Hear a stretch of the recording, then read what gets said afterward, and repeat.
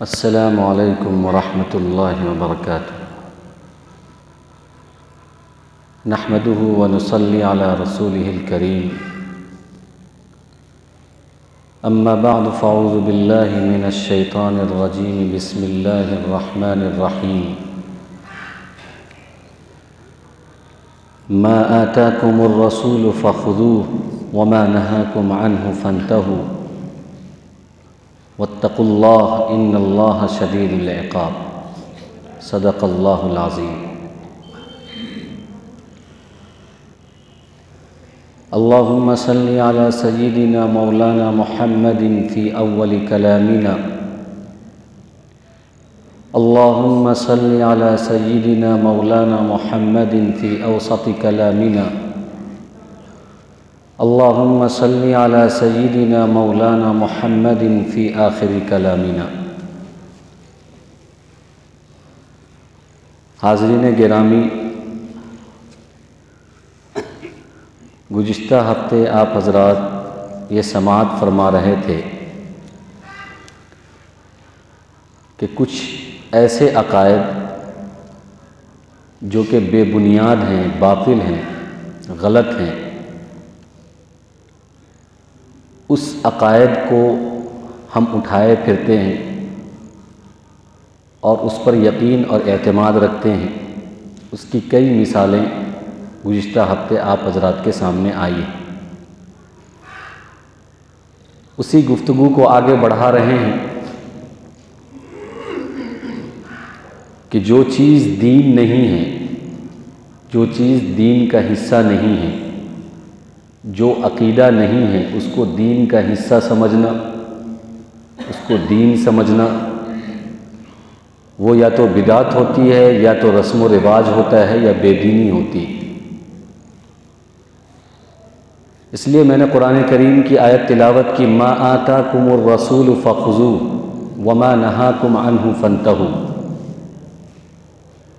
कि अल्लाह के नबी सल्लल्लाहु अलैहि वसल्लम जो चीज़ हमें बताएं उसको हमें लेना चाहिए, और जिस चीज़ से अल्लाह के नबी सल्लल्लाहु अलैहि वसल्लम हमें रोकें उससे हमें रुक जाना चाहिए। इसका मतलब ये है कि शरीयत जिस चीज़ को दीन कहे वो दीन है, और शरीयत जिस चीज़ को दीन न कहे वो दीन नहीं है, गरचे हमारा मिजाज चाहे उसको दीन समझता हो या ना समझता हो।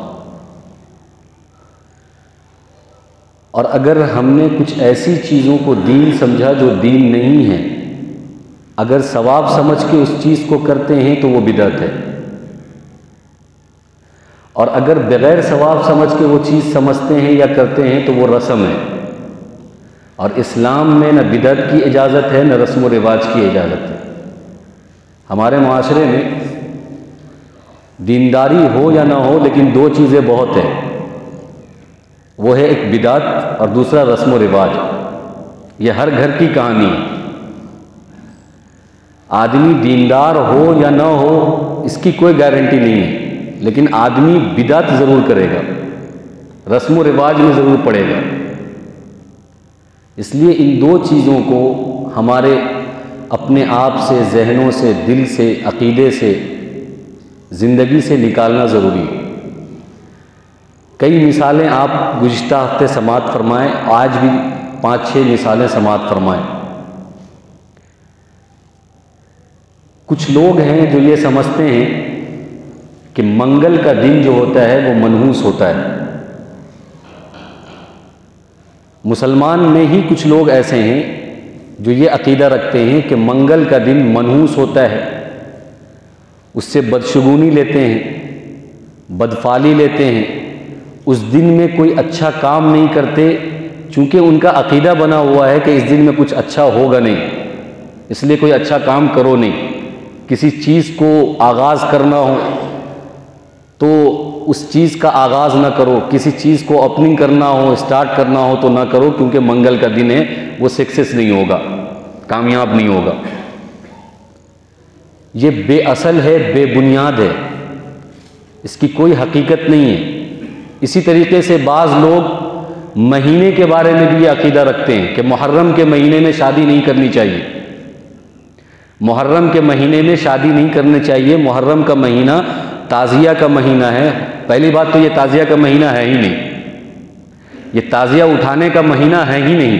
ये भी एक तरह की बिदअत है और एक तरह का रस्म है कि मुहर्रम के महीने की पहचान को लोगों ने ताज़िया और लाठी खेलना बना दिया है। ये इस महीने की पहचान नहीं है। मुहर्रम के महीने की पहचान उसकी इबादत है। मुहर्रम के महीने की पहचान उसके अंदर अल्लाह से लौ लगाना है, रोज़ा रखना है यौम आशूरा का, ये इसकी पहचान है। लेकिन मुहर्रम के महीने की पहचान बना दिया है लाठी खेलना, जुलूस निकालना, ताज़िया निकालना। हालांकि ये सब बिदअत और बेबुनियाद चीज़ है। खैर, मैं ये कह रहा था कि मुहर्रम के महीने में बाज़ अहबाब ये समझते हैं कि इस महीने में शादी नहीं कर सकते। इसलिए आपने देखा होगा कि हमारे देहातों में और हमारे इलाके में लोग मुहर्रम के महीने में शादी करने को मनहूस समझते हैं कि ये शादी सक्सेस नहीं होगी, ये शादी जो है ये जोड़ा और ये रिश्ता बाकी नहीं रहेगा। ये भी बेबुनियाद है। बल्कि अहादीस के अंदर आता है कि आप सल्लल्लाहु अलैहि वसल्लम की 11 शादियों में से एक शादी ऐसी है जो मुहर्रम के महीने में हुई है।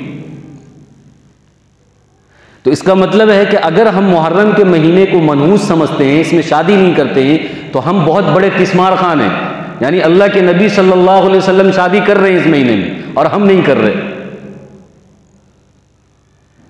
तो ये भी एक अकीदा, ये एक रस्म है, या तो बिदात है या रस्म है। बिदात और रस्म की डिफिनेशन मैं आपको बता चुका हूं। बिदात वो चीज़ है कि आदमी जिस चीज़ को दीन समझ कर करे कि ये दीन है, इस पर सवाब मिलेगा, उसको बिदअत कहते हैं, हालांकि वो दीन में ना हो। और रस्म ऐसी चीज़ है कि जिसको दीन ना समझे, बस यूं ही करना है, उसका अकीदा सवाब का नहीं है, बस करना है। जैसे कि शादी में बहुत सारी रस्में जो होती है उसको कोई दीन समझ के नहीं करता, बस एक बाप दादा के ज़माने से चलता हुआ आ रहा है, हम उसको कर रहे हैं। लोग क्या कहेंगे, पड़ोस क्या कहेंगे, ये क्या कहेंगे, वो क्या कहेंगे, तो उनके ना कहने की वजह से हम बहुत सारी चीज़ें कर जाते हैं। हालांकि अगर हम सब कुछ कर भी लें फिर भी लोग कहते हैं कि उसने ऐसा किया।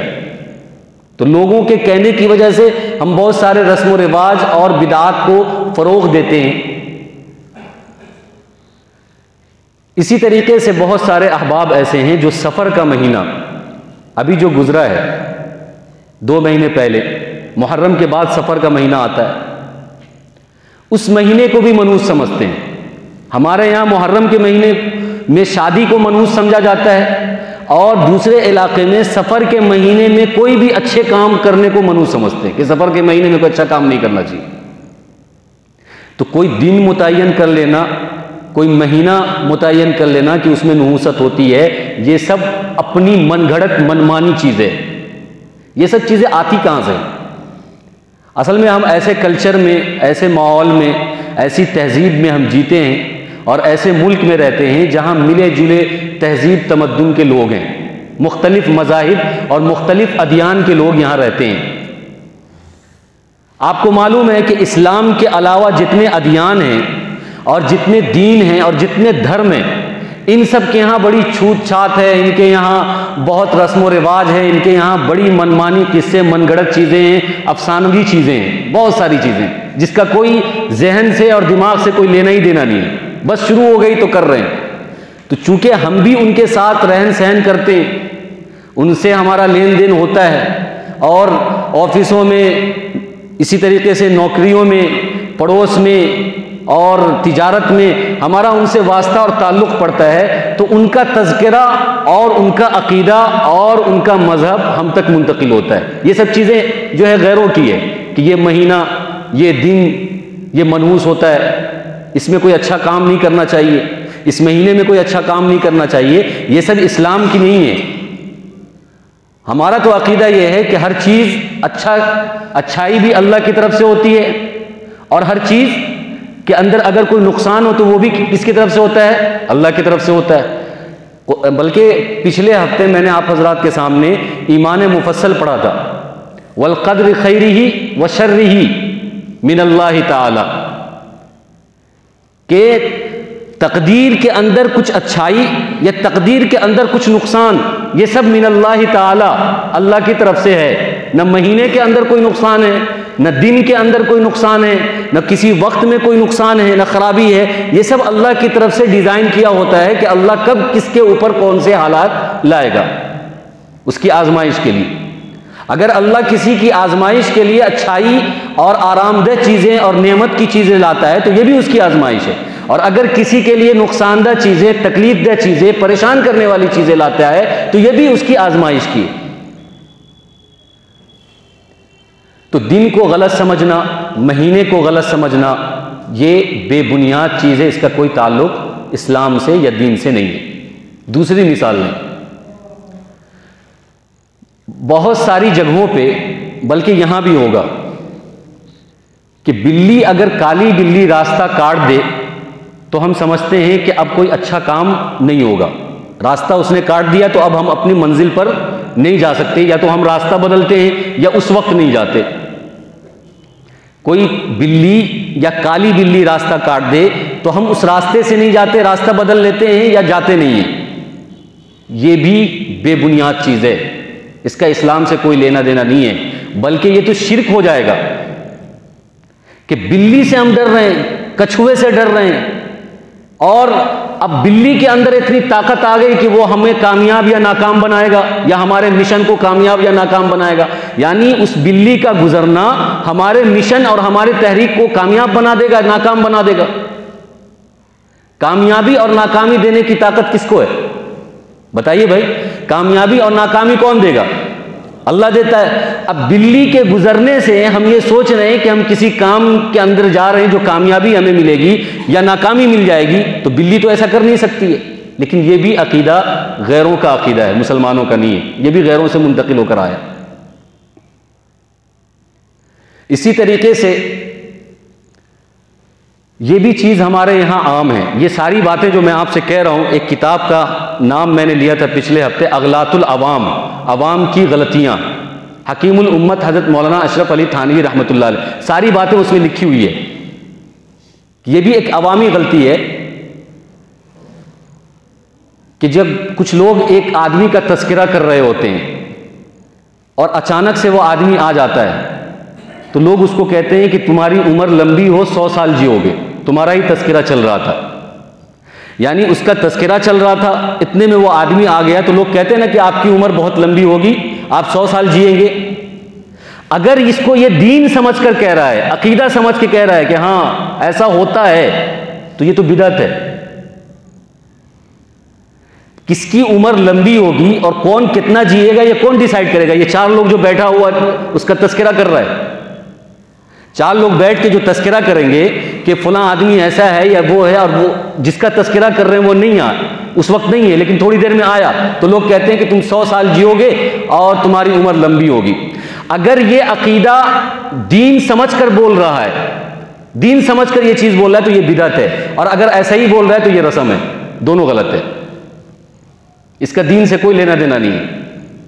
इसलिए कि किसकी उम्र कितनी होगी और कितने साल जिएगा, ये अल्लाह तबारक व तआला ने लिख दिया है तकदीर के अंदर। वो आदमी 1 सेकंड न पहले और न 1 सेकंड बाद, उसकी मौत मुतय्यन है, मुकर्रर है, उससे 1 सेकंड इधर उधर नहीं हो सकती। वो चाहे कितने लोग उसका तस्करा करते हो और वो चाहे कितनी मर्तबा हाजिर हो जाता हो, उससे कोई मतलब नहीं। इसी तरीके से औरतों के अंदर एक अकीदा है, ये सब बूढ़ी पुरानी औरतें जो होती हैं, दादी नानी की उम्र की, ये सब अपने बच्चों को सिखाती हैं, और फिर वो बच्चे जो है बड़े होकर वही अकीदा रखते रहते हैं, रटते रहते हैं। कहते हैं कि झाड़ू नहीं देना चाहिए शाम के टाइम पे, नाखून नहीं काटना चाहिए, बाल नहीं झाड़ना चाहिए शाम के टाइम पे, रात में न झाड़ू देना चाहिए, न नाखून काटना चाहिए, न बाल झाड़ना चाहिए, न आईना देखना चाहिए, न बाल काटना चाहिए। ये कितनी चीजें हो गई, और इसका दीन से कोई ताल्लुक नहीं है। आदमी को अगर जरूरत पड़ेगी शाम के टाइम पे बाल काटने की तो नहीं काट सकता है, नाखून नहीं काट सकता है, झाड़ू नहीं दे सकता है, आईना नहीं दे सकता है, टूटे हुए आईने में नहीं देखना चाहिए। ये सब दीन नहीं है, इस्लाम का इससे कोई ताल्लुक ही नहीं है।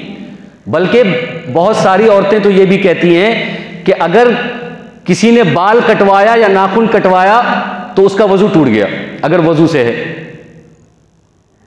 अगर वो बावजू है, बाल उसने कटवाया तो उसका वजू टूट गया, बावजू है नाखून उसने काटा तो उसका वजू टूट गया। अब बताइए, वजू आपने पढ़ा होगा, सुना होगा, याद भी किया होगा कि वजू 8 चीज से टूटता है। उसमें यह तो नहीं है कि बाल कटवाने से वजू टूट जाता है, नाखून कटवाने से वजू टूट जाता है, लेकिन लोग ये समझते हैं। यह भी गलत है, यह भी बेबुनियाद है, इसका भी इस्लाम से और दीन से कोई लेना देना नहीं है।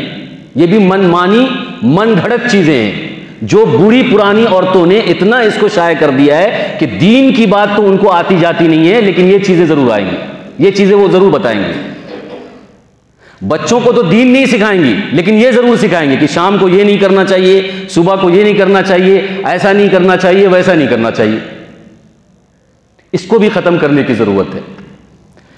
इसी तरीके से एक चीज अवाम के अंदर ये मशहूर है, ये तो बारहा मेरे साथ हुआ है, लोगों ने ये मसला मेरे से भी कई बार पूछा हुआ है, यहां भी पूछा हुआ है कि अगर किसी का सतर दिख गया, घुटना दिख गया तो उसका वजू टूट गया। अगर किसी का सतर दिख गया, घुटना दिख गया, या किसी ने किसी का सतर देखा, या किसी ने किसी को अपना सतर दिखा दिया तो उसका वजू टूट गया। यह अलग बात है कि किसी को अपना सतर नहीं दिखाना चाहिए, और यह भी अलग बात है कि कोई किसी का सतर ना देखे। इस्लाम इसकी इजाजत नहीं देता है, ममानात है इसकी। लेकिन अगर जरूरत पड़ने पे, मर्ज की वजह से, बीमारी की वजह से, हुक्मा और डॉक्टर की हिदायत की वजह से कोई अगर किसी का सतर देखता है, सतर तो समझ में आ रहा होगा आपको कि सतर किसको कहते हैं, वो चीजें जिसका छुपाना मर्द और औरत को फर्ज है उसको सतर कहते हैं। जिस्म का वो हिस्सा जिसका छुपाना मर्द और औरत को फर्ज है उसको सतर कहते हैं, और नमाज में भी उसका छुपाना फर्ज है। अब अगर किसी ने देख लिया मजबूरी के तहत, या दिखाया किसी ने मजबूरी के तहत, तो वजू नहीं टूटेगा। जो लोग ये समझते हैं कि ऐसा टूट जाएगा वजू घुटना दिखने की वजह से, या सतर देखने या दिखाने की वजह से, तो ये भी गलत और बेबुनियाद चीज है, इसका भी दीन से कोई लेना देना नहीं। आप अच्छी तरीके से इन सब चीजों को समझो, इसको खत्म करो, लोगों को बताओ, याद करो इन सब चीजों को। छोटी छोटी चीज है, लेकिन आदमी इसी में पड़ा रहता है, ये सब मसले भी नहीं मालूम होते। इसी तरीके से एक और चीज है कि औरतें ये कहती हैं कि अगर शीरखार बच्चा हो, छोटा बच्चा, दूध पीने वाला बच्चा, वो अगर पेशाब कर दे तो नापाक नहीं होता। अच्छा, ये चीजें मैंने यही सुनी है, और हकीमुल उम्मत हजरत मौलाना अशरफ अली थानवी रहमतुल्लाह अलैह ने भी लिखी है किताब के अंदर कि शीरखार बच्चा, दूध पीने वाला बच्चा, अगर वो पेशाब कर दे तो वो उसका पेशाब नापाक नहीं है। तो ये जो सोच है कि उसका पेशाब नापाक नहीं है चूंकि वो बच्चा दूध पी रहा है, शीरखार है, तो ये भी सोच गलत है, बेबुनियाद है, इसका भी दीन से कोई ताल्लुक नहीं है। इसलिए कि पेशाब चाहे बड़े का हो या छोटे का हो, एक दिन के बच्चा का हो या 100 साल के आदमी का हो, सबका नापाक है। अब यहां पर रुककर एक मसला समझें। बहुत सारी औरतें जो हैं नमाज न पढ़ने की वजह से बहाना यह करती है कि बच्चे ने पेशाब कर दिया, नहाना पड़ेगा, बच्चे ने पेशाब कर दिया, नहाना पड़ेगा। तो बच्चे ने जो पेशाब किया है, उसके पेशाब करने की वजह से उसकी मां का गुस्ल थोड़ी ना टूटेगा, या जिसके बदन पर पेशाब किया उसका गुस्ल नहीं टूटेगा। उसको ज्यादा से ज्यादा या तो कपड़ा चेंज करना है, कपड़ा धोना है, या बदन धोना है, काफी है। अगर उसको मालूम है कि जिस्म के इतने हिस्से पर बच्चे ने पेशाब कर दिया, उतना हिस्सा धो दे, बदन के इतने हिस्से पर बच्चे ने पेशाब कर दिया, उतना हिस्सा धो दे, फिर नमाज पढ़े।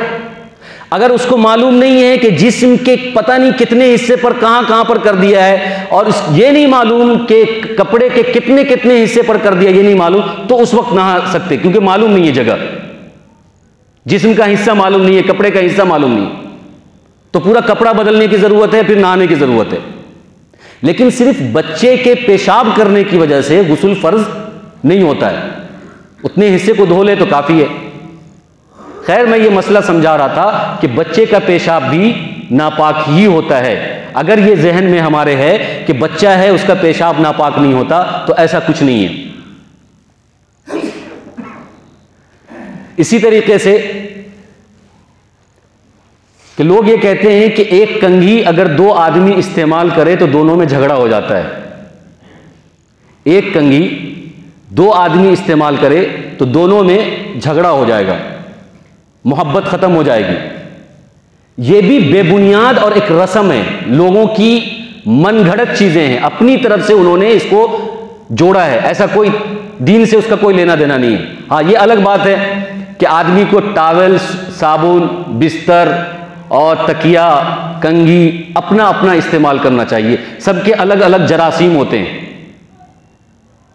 तो आदमी, बहुत सारे लोग ऐसे हैं जो कंघी बहुत गंदी कंघी रखते हैं। बहुत सारे लोगों को साफ सफाई पसंद होती है, इस वजह से वो अपनी कंघी जो है दूसरे को देते नहीं है। वो अलग चीज है, वो नफासत का मसला है, वो सफाई का मसला है। लेकिन यह समझना कि एक कंघी से दो आदमी अगर बाल झाड़ेगा तो दोनों में झगड़ा हो जाएगा, यह अकीदा रखना सही नहीं, यह बेबुनियाद है। अभी कोरोना की वजह से यह हिदायत दी जाती है कि भाई अपना कंघी इस्तेमाल करो, अपना टॉवेल इस्तेमाल करो, अपना कपड़ा इस्तेमाल करो, अपना बिस्तर इस्तेमाल करो, सारी चीजें अपनी अपनी इस्तेमाल करो।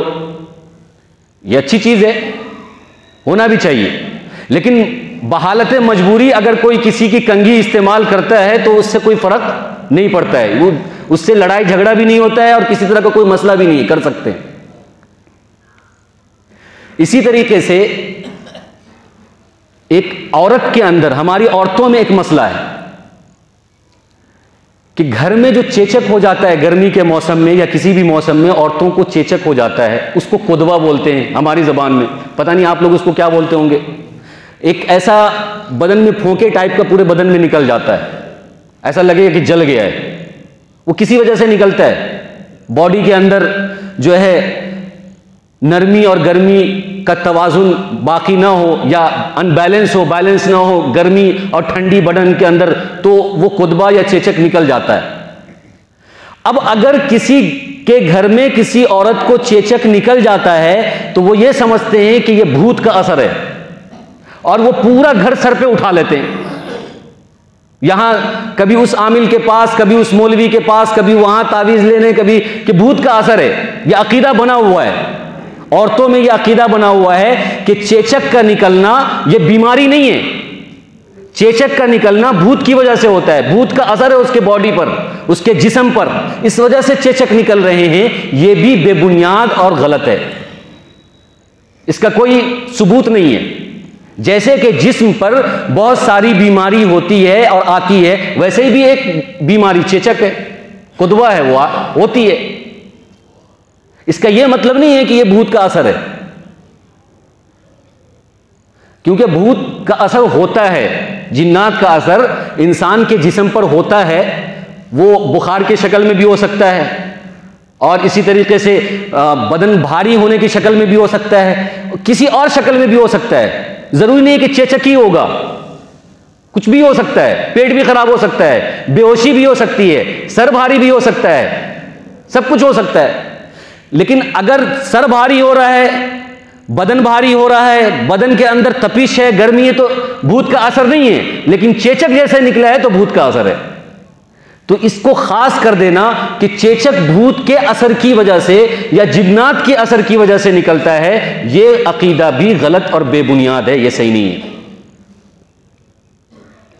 तो बहुत सारी चीजें जो मैंने अभी आपके सामने रखी हैं, ये सब अवामुन नास की गलतियां हैं, जिसको हकीमुल उम्मत हज़रत मौलाना अशरफ अली थानवी रहमतुल्लाह अलैह ने लिखा है। इन सब गलतियों से हमें परहेज करना चाहिए और इससे इज्तिनाब करना चाहिए। जब तक इस्लाम के अंदर, दीन के अंदर कोई बात ना आए, उस बात को हम फैलाएं नहीं, उस पर अकीदा न रखें।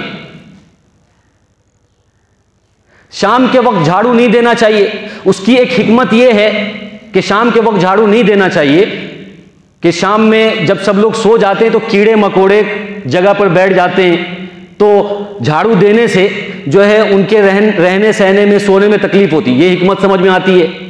लेकिन जैसे ही शाम हो जाए और गंदगी बहुत लगी हो, एक आदमी 30 साल के बाद आ रहा है घर पे और घर पे बहुत गंदगी लगी हुई है और शाम का वक्त है, अब ये समझ के वो झाड़ू नहीं दे कि नहीं शाम का वक्त है, झाड़ू नहीं दे सकते, तो ये गलत है। तो कोई भी अकीदा, कोई भी रस्म, उसको अदा करने की उस वक्त तक इजाजत नहीं है जब तक कि इस्लाम और दीन उस चीज की इजाजत नहीं देता।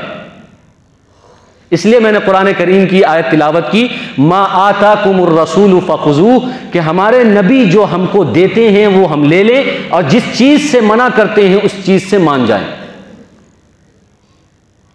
लेकिन चूंकि शैतान हमारा खुला हुआ दुश्मन है, इन्नहु लकुम अदुव्वुम मुबीन, करने की जो चीजों होती हैं मुसलमान की, उस पर लाकर खड़ा नहीं करेगा। ईमान पर, आमाल पर, तकवे पर, परहेजगारी पर, इबादत पर, अल्लाह की रजामंदी वाले अमल पर, इस पर शैतान हमको खड़ा नहीं करेगा, इसमें दिलचस्पी नहीं दिखाएगा, इसमें जो है हमें आगे बढ़ने का तरीका और सलीका नहीं बताएगा। लेकिन ऐसी चीजें उठा उठा कर लाएगा, ऐसी ऐसी चीजें कि जिसका ना दीन से कोई ताल्लुक है ना दुनिया से कोई ताल्लुक है, उसका हम अकीदा बनाए हुए हैं। बहुत सारे लोग वहमी टाइप के होते हैं, एकदम वहमी, दीन की कोई चीज तो वो करेंगे नहीं, लेकिन छोटी छोटी चीज को दीन समझते हैं जिसका दीन से कोई ताल्लुक ही नहीं है। जैसे एक मिसाल मैं दूं, कुछ लोग वहमी होते हैं जिनका वहम यह होता है कि बदन की सफाई, कितना भी पानी डाल लो बदन की सफाई होती ही नहीं है, वो टन का टन पानी साफ कर देते हैं और पानी गिराते रहते हैं। वजू में फुकहा ने यह लिखा है कि एक आज़ा को 3 मरतबा से ज्यादा धोना मकरूह है। एक आज़ा को 3 मरतबा से ज्यादा धोना मकरूह है। 3 मरतबा धोना सुन्नत है, मुस्तहब है, लेकिन 3 मरतबा से ज्यादा धोना यह क्या है?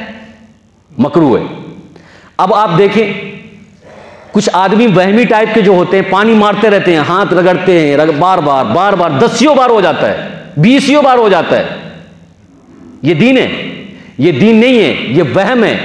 ये उस आदमी का वहम है कि उसको ऐसा लगता है कि हमारा वजू हुआ ही नहीं, और वजू कर लिया, फिर से जाके धोना शुरू कर दिया, फिर उसको लगा कि कहीं पे सूखा हुआ है, फिर जाकर धोना शुरू कर दिया। इसके अंदर तो एक रस्म भी है और दूसरा यह है कि पानी भी जो है वो ज्यादा खर्च कर रहा है, इसका भी हिसाब देना है अल्लाह के यहां। वजू के पानी के कतरे का भी हिसाब हमको देना है।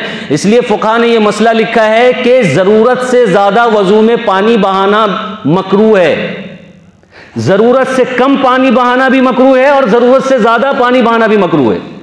एक आदमी अगर वहमी है, 1 गिलास में पूरा वजू कर लेता है, यह भी गलत है। अब उसका ये, वो कहता है कि ये मेरा टैलेंट है कि मैं 1 गिलास में पूरा वजू कर लूंगा, हालांकि ये मुमकिन नहीं है। दिमाग में ये बात समझ में नहीं आती है कि 1 गिलास में पूरा वजू वो कर सकता है, लेकिन हैं ऐसे टैलेंटेड लोग दुनिया में जो कर लेते हैं, तो ये भी मकरूह है। और एक आदमी वो है जिसको टन का टन पानी चाहिए, फिर भी उसको लगता है कि हमारा वजू नहीं हुआ, ये भी मकरूह है।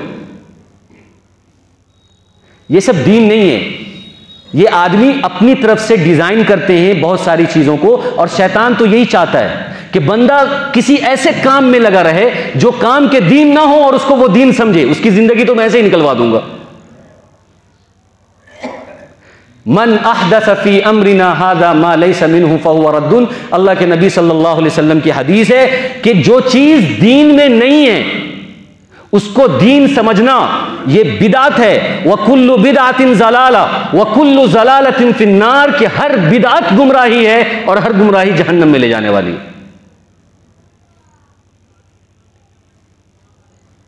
और आप सल्लल्लाहु अलैहि वसल्लम की शिफात उस शख्स को कल क़यामत में नसीब नहीं होगी जो आदमी ऐसा काम करता है जो दीन नहीं है, जो बिदती है। कल क़यामत के दिन अल्लाह के नबी सल्लल्लाहु अलैहि वसल्लम ऐसे लोगों से चेहरा फेर लेंगे, फरिश्ते कहेंगे कि ये वो लोग हैं जो आपके दीन में मनमानी, मनगढ़ंत और रस्म रिवाज, बिदात, खुराफात पैदा करते थे, उसको दीन समझते थे, दीन मोहम्मदी का लेवल लगाते थे, कहते थे कि ये सुन्नत है, ये शरीयत है, ये दीन है। यही वो लोग हैं, अल्लाह के नबी सल्लल्लाहु अलैहि वसल्लम चेहरा फेर लेंगे उससे कल क़यामत में। इसलिए दीन को दीन समझना दीन है। और दीन उतना ही है जितना अल्लाह के नबी सल्लल्लाहु अलैहि वसल्लम ने हमें बताया है और सहाबा ने हमें समझाया है, ताबईन ने उसकी मिसाल दे देकर हमें बताई है, असलाफ ने हमें बताई है, उतना ही दीन है। और जिसने अपनी तरफ से मनगढ़ंत मनमानी चीजों को चलानी शुरू कर दी है, जो हमारे माशरे में जगह ले रही है और हमारे माशरे में हिस्सा बनाई हुई है, वो दीन नहीं है, उससे हमारा कोई ताल्लुक नहीं है। इसलिए हम इन सब चीजों को कंडम करें, इन सब चीजों को खत्म करें, दीन पर आएं, ईमान पर आएं, अकीदे पर आएं, अपने अकीदे को दुरुस्त करें। जो भी हम टूटा फूटा अमल करते हैं, जिसके अंदर न जान है, न रूह है, न स्पिरिट है, कुछ भी नहीं है, कम से कम उसको सही अकीदे के साथ कर लें। एक तो हमारा अमल सही नहीं है, उसके ऊपर से अकीदे के अंदर इतनी गुमराही भरी हुई है, कैसे अमल कबूल होगा, कैसे दुआ कबूल होगी, कैसे इबादत कबूल होगी। अल्लाह तबारक व तआला हम सबको कहने सुनने से ज़्यादा अमल की तौफीक अता फरमाए। आमीन व आखिर दावाना अल्हम्दुलिल्लाहि रब्बिल आलमीन।